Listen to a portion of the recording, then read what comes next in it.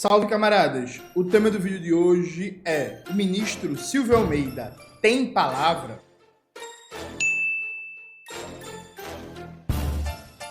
Antes de começar propriamente o tema do vídeo do canal, quero muito agradecer a você que ajuda a manter e melhorar nosso canal a partir do Apoia-se. Se preferir, o Pix está aparecendo durante todo o vídeo como QR Code na tela. Lembrando que o Pix é um mecanismo que não desconta nada, né? Vai 100% do que você contribuir com o canal para manter e melhorar o nosso trabalho. Camaradas, note, tema gravíssimo hoje. Veja, participar de um governo no capitalismo necessariamente tem contradições muito graves, dado que nenhum governo burguês, porque veja, todo governo no capitalismo é burguês, por mais que o projeto, a intenção e tal, é burguês no sentido que ele vai funcionar no marco estrutural do capitalismo. Claro que há governos de enfrentamento, há governos anti-imperialistas, governos populares, governos que se propõem a organizar o confronto e a luta, ao enfrentamento, governos inclusive que se propõem a ser fator da revolução, percebe? Não é o caso que a gente vive hoje no Brasil. A gente tem hoje no Brasil um governo, o governo Lula,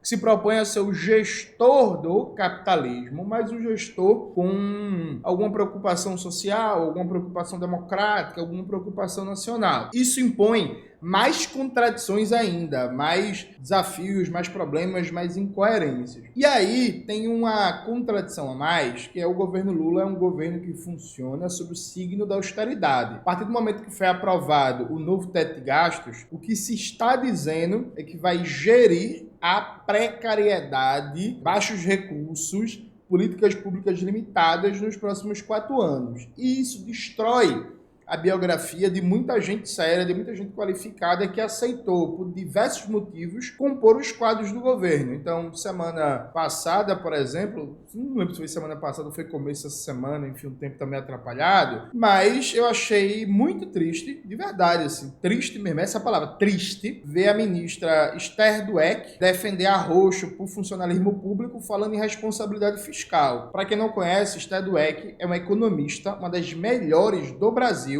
passou os últimos 10 anos, pelo menos do que eu acompanho, provavelmente ela falava disso antes, né? Mas assim, os últimos 10 anos sendo uma das principais críticas sobre a austeridade no Brasil. Eu lembro, quando eu era estudante ainda, na época do governo Temer, fazendo ocupação de universidade, ato para Brasília contra o teto de gastos do Michel Temer, eu lembro que eu fui dividir uma mesa no CE, no Centro de Educação, o ex-deputado federal Paulo Rubem, né, professor da UFPE. E o Paulo Rubem, porra, estudioso, cara que sabe muito de economia e tal, eu bem nervoso, né, jovenzinho, pô, vou dividir uma mesa com o Paulo Rubem para falar sobre economia, para falar sobre teto de gastos e tal. E aí eu fui estudar, né, e eu me embasei na Esther Dweck. Fui atrás de palestras dela, de textos e tal, para formular uma crítica ali ao teto de gastos do Michel Temer. Então, você vê a Esther Dweck, que é uma figura que passou os últimos 10 anos criticando a austeridade, usando um argumento de austeridade. A responsabilidade fiscal, o arroz fiscal no lombo do funcionalismo público federal, que é a responsabilidade fiscal. Você vê a ministra Sônia Guajajara, todo mundo sabe, até as pedras da Praia de Boa Viagem, que os militares estão sabotando a fiscalização contra o garimpo ilegal na área dos Yanomamis. Não só sabotando a fiscalização, como existem várias provas que os militares, particularmente o Exército, têm relação direta com o comércio ilegal, né, com garimpo ilegal ali na região. E a Sônia não fala nada publicamente, porque, enfim, se falasse, provavelmente levaria um pito no governo. Então é isso, fica calada, sabe? Enfim, é isso. É meio dramático você ver, enfim, certas figuras que têm uma biografia muito importante, né? É isso, gente. É uma biografia muito importante, enfim, chamuscando, queimando essa biografia em nome das contradições de estar ali no governo. E uma das coisas mais tristes desse governo é, infelizmente, a posição que está o ministro Silvio Almeida. Silvio Almeida é um dos principais intelectuais do Brasil, talvez, eu arrisco dizer, inclusive, se você usar uma larga definição de progressista, de esquerda e tal, talvez Silvio seja um intelectual progressista barra de esquerda de maior visibilidade no Brasil nos últimos 5 anos, né? Me parece que, assim,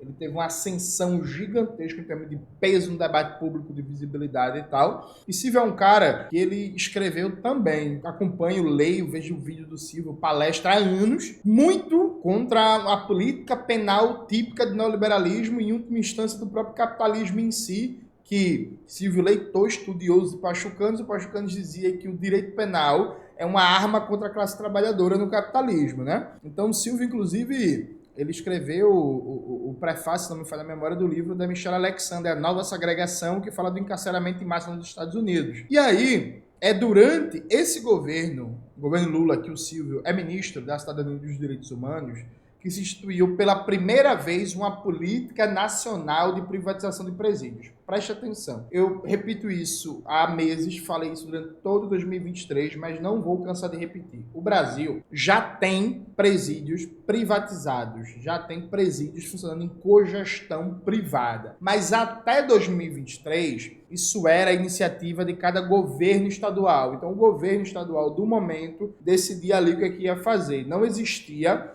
uma política nacional coerente para estimular a privatização de presídios. Collor não fez isso, FHC não fez isso, Lula 1 e Lula 2 não fez isso, Dilma 1 e Dilma 2, né, não deu para terminar o mandato por causa do golpe, não fez isso, Temer não fez isso, Bolsonaro não fez isso. No dia 25 de abril de 2023, a partir do decreto 11.498, o governo Lula colocou presídio e segurança pública no rol do PPI. O que é o PPI? É o Programa de Parceria de Investimento. Foi um programa criado pelo Michel Temer, tem um site do PPI, entrem aí, gente, lá é dito abertamente que o objetivo do PPI é desestatizar a economia brasileira. Então, foi um programa criado pelo Michel Temer para privatizar basicamente infraestrutura, portos, aeroportos, estradas, rodovias e por aí vai. O Michel Temer, em 2017, recebeu uma visita do Aécio Neves. O Aécio Neves pediu para colocar presídio de segurança pública no âmbito do PPI e o Temer não colocou. Aí, em abril do ano passado, o governo Lula edita um decreto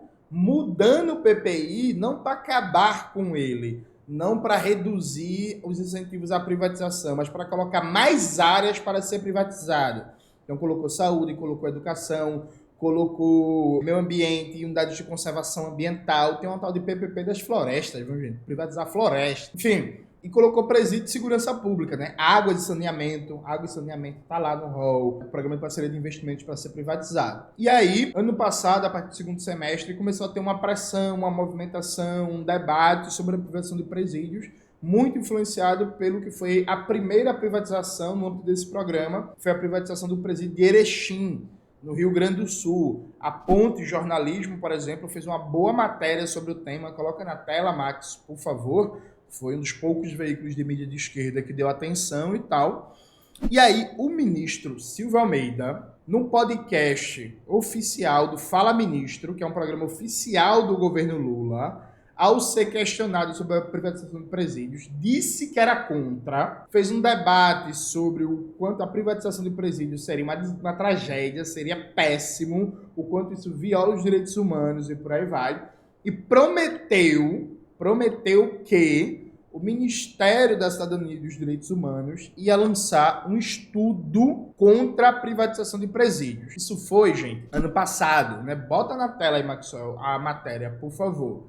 E aí a gente ficou esperando, né? Esperando o pronunciamento, o engajamento firme do ministro contra isso, né? E aí não deu data para o lançamento do estudo. E aí, veja, virou o ano, estamos em 2024, o ministro nunca mais tocou no tema, até onde me consta. Então, se ele tocou no tema e eu não vi, me informem, por favor, nos comentários, que eu faço uma autocrítica, gravo alguma coisa, mas assim, até onde eu vi, não tocou mais no tema. E aí eu me deparo, hoje, gente, graças à informação hoje não, né? Essa semana, graças à informação do Davi Decache, de que o governo Zema vai fazer a privatização de 2 unidades para medidas socioeducativas, ou seja, a unidade de prisão para menores. Não deveria ser prisão, deveria ser uma unidade de medida socioeducativa. Na prática, infelizmente, violando a lei brasileira, funciona como prisão. E aí você pensa, Júnior, é coisa do governo Zema, né? Governo do Estado de Minas Gerais, que é um governo reacionário de extrema-direita, não. O governo Zema está em parceria com o governo federal, privatizando 2 unidades de encarceramento de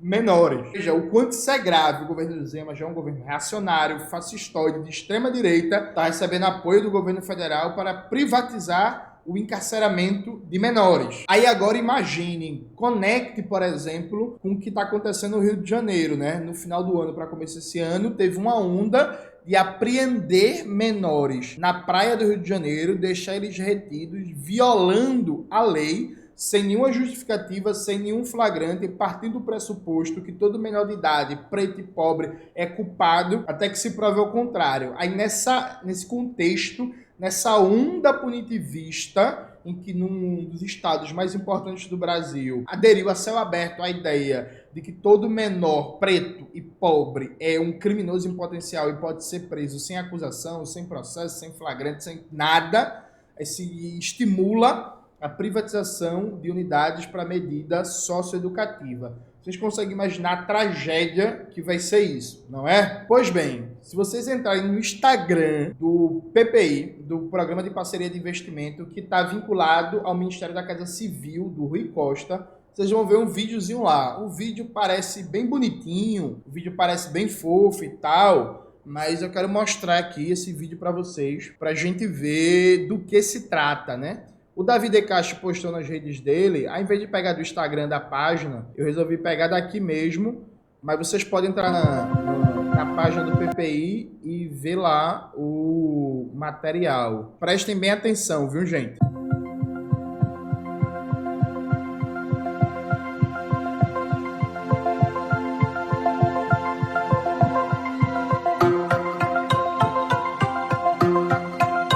Aí veja, a mensagem é ambígua, né? Não deixa claro se a manutenção é referente só à estrutura física, atividades meios, é manutenção no sentido do funcionamento, da gestão, do contato dia a dia com os menores. De qualquer forma, no melhor dos cenários, o modelo que está sendo posto é os agentes socioeducativos vão ser pessoas contratadas pelo Estado, seja via seleção simplificada, seja via concurso público, e toda a gestão do aparelho fica na iniciativa privada. Então o Estado fica com uma espécie de RH. Então você entra o cálculo do lucro no funcionamento do processo. E aí, claro, né, tem que ver detalhes desse edital, como é que vai ser a remuneração, prazo de contrato, e por aí vai, os critérios de funcionamento. Enfim, em situações como essa, se o contrato prevê um valor X, o único jeito de aumentar a margem de lucro é reduzir custo. Ponto. É isso, né? A não ser que você tenha uma cláusula no contrato que quanto mais pessoas na unidade prisional, maior é o repasse. Aí a tragédia é maior ainda.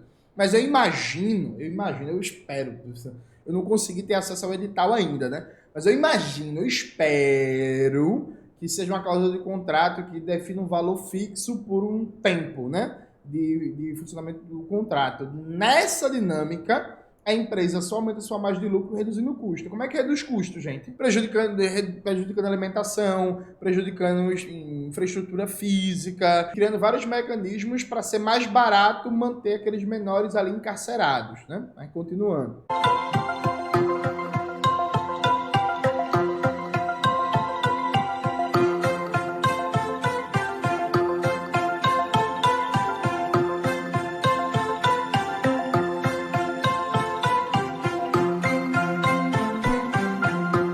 Aí você vê, gente, é iniciativa só do governo Zema? Veja, o próprio vídeo oficial do Programa de Parceria de Investimento vinculado à Casa Civil reivindica para si a participação direta nisso. Está dizendo, o projeto foi estruturado pela Caixa Econômica Federal, quer dizer que, pô, isso é papel da Caixa Econômica Federal, tá estruturando a privatização de unidade para medida socioeducativa de menores, sabe? Tipo, enfim, em comparação com o Escritório das Nações Unidas de Serviços para Projetos, a iniciativa foi realizada com recursos do Fundo de Apoio à Estruturação de Projetos de Concessão, FEP, sob coordenação da Secretaria Especial para o Programa de Parceria de Investimentos da Casa Civil da Presidência da República. Gente, eu vou até abrir a tela aqui. Quem chegar para mim e falar assim, Jones, mas essa privatização de unidade socioeducativa para menores é responsabilidade do governo Zema, o governo Lula não tem nada a ver com isso. Veja, isso é mentira. O decreto que legaliza isso foi um decreto presidencial, decreto 11.498, mas como vocês viram no próprio vídeo oficial da propaganda, é dito que a Caixa Econômica Federal e o Ministério da Casa Civil, a partir da Secretaria Especial do PPI, participou diretamente dessa iniciativa de privatização. É o governo Lula em parceria com o governo Romeu Zema, para privatizar o regime socioeducativo de menores. Sabe, gente? Em nome de quê? Qual é o nome disso, gente? É neoliberalismo? É bicicleta? É abacate? Como é o nome, assim? Sabe? Difícil, né?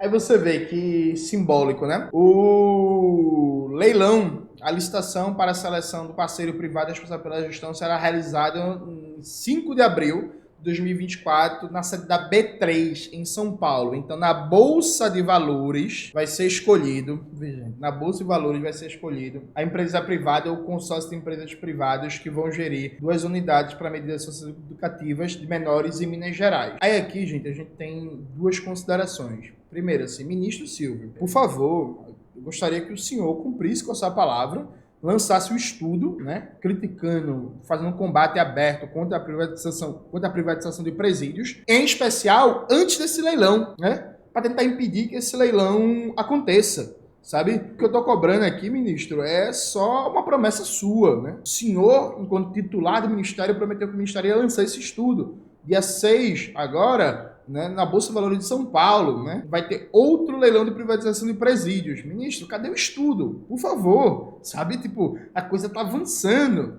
Tá avançando a privatização na área de presídios e segurança pública. Cadê o prometido estudo? E aqui é a segunda coisa, gente. Veja, eu não vou citar nomes. Sabe por que eu não vou citar nomes agora? Porque se eu citar nomes, eu vou só ser atacado, sabotado, boicotado, caluniado, tudo isso. E pelas costas, né, nos bastidores e tal, enfim, vão usar os poderes, as influências que se tem. Mas veja, gente, é vergonhoso. É vergonhoso, essa é a palavra, é vergonhoso. Uma imensa maioria dos intelectuais e lideranças do movimento negro simplesmente estão calados, simplesmente não falam nada, simplesmente não abrem a boca para fazer uma crítica, para pressionar o governo Lula, para pressionar o ministro Fernando Haddad, porque esse decreto veio da pasta econômica, para pressionar o ministro Rui Costa, para pressionar o ministro Silvio Almeida, para pressionar a ministra Aniele Franco, né? Sabe assim, porque se tem racismo ambiental, a categoria que a ministra gosta, a gente poderia falar também de racismo carcerário, né, ministra? Sabe? Então, assim, tá todo mundo em silêncio, gente. Todo mundo calado, né? Com nobres e raras exceções, todo mundo calado. Todo mundo calado. Aí você se questiona o compromisso político que as pessoas têm, né? Porque, beleza, é antirracista, uma turma que odeia marxismo, né? Odeia marxismo, é decolonial, e as porra, e não sei o quê, tudo certo. Mas na hora que tem um projeto de privatização de presídio de segurança pública no Brasil, em que o governo federal coopera com Romeu Zema para privatizar o encarceramento de menores, está todo mundo em silêncio. É isso mesmo, é? É isso mesmo, gente? Todo mundo em silêncio. Sabe? É triste, assim, é decepcionante. Eu vou seguir acompanhando, vou seguir debatendo, vou seguir levantando a pauta, vou seguir tentando mobilizar todas as oportunidades que eu tiver agora de viagens pelo Brasil. Quando esse vídeo for lá, eu vou estar em Foz do Iguaçu, por exemplo. Eu vou falar isso em Foz do Iguaçu, vou debater isso lá, sabe? Vou estar debatendo, vou estar falando, vou estar acompanhando, vou estar ajudando, enfim. Que eu acho que é minha obrigação enquanto militante, enquanto comunista, enquanto alguém que realmente é antirracista, e não muda de opinião de acordo com o governo do momento, lutar contra isso. O Brasil já tem 1 milhão de pessoas encarceradas. O Brasil já tem uma sanha punitivista assustadora contra menores de idade. O Brasil já é o país do moinho de gastar gente. A gente já tem um problema carcerário gigantesco. Tudo que a gente não precisa é de privatização de presídios para agravar ainda mais a situação. É isso, galera. Espero que vocês tenham gostado do vídeo de hoje. Não se esqueça de se inscrever no canal, ativar o sininho, curtir esse vídeo, compartilhar e tudo isso que vocês já sabem. Um beijo e até a próxima.